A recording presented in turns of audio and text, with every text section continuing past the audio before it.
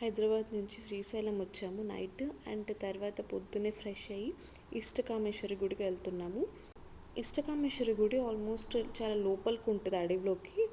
And అక్కడికి వెళ్ళాలంటే అక్కడే గవర్నమెంట్ వాళ్ళవి జీప్స్ ఉంటాయి అండ్ వాళ్ళే తీసుకెళ్తారనమాట లోపలికి. మన వెహికల్స్ అంతా అలో ఉండదు లోపలికి. యాక్చువల్లీ అలో చేసినా కూడా అక్కడ వెళ్ళలేవు ఆ రోడ్డు. మీరు చూస్తున్నారు కదా, ఈ రోడ్ అంతా కూడా almost through out the journey, I mean temple దాకా కూడా ఫుల్ ఇలానే ఉంటుంది. అండ్ మధ్యలో చాలా వరకు కూడా వాటర్ వస్తుంటాయి, పెద్ద పెద్ద స్టోన్స్ ఉంటాయి.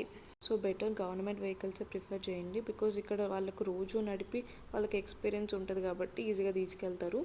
అండ్ మీరు ఇక్కడ చూడొచ్చు, ఒక వెహికల్ వస్తే ఇంకో వెహికల్ సైడ్ ఇస్తేనే ఇంకో వెహికల్ వెళ్తుంది.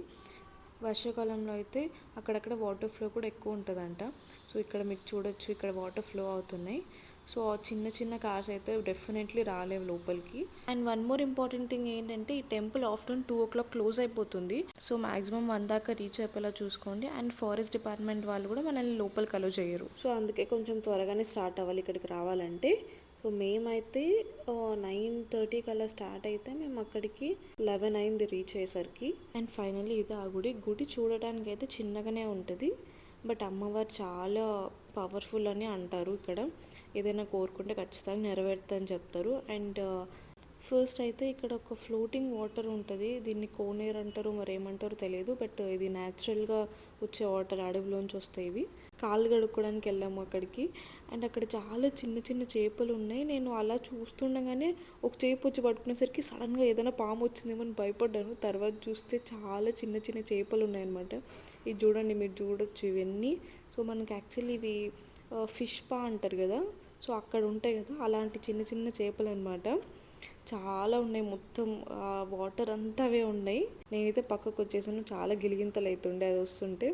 అండ్ తర్వాత మళ్ళీ సూర్య చిన్ను మళ్ళీ అక్కడే చాలాసేపు కూర్చున్నారు. సూర్య చూస్తూ చూస్తూ సడన్గా ఏదో ఫిష్ పట్టుకోవడానికి వెళ్ళినాడు. దాన్ని చూసి ఏదో పాము వచ్చిందని మా చిన్ను కూడా సడన్గా భయపోయినాడు, జస్ట్ మిస్ స్లిప్ అవుతుండే. అండ్ చాలా స్లిప్పరీ ఉండే కూడా అక్కడ.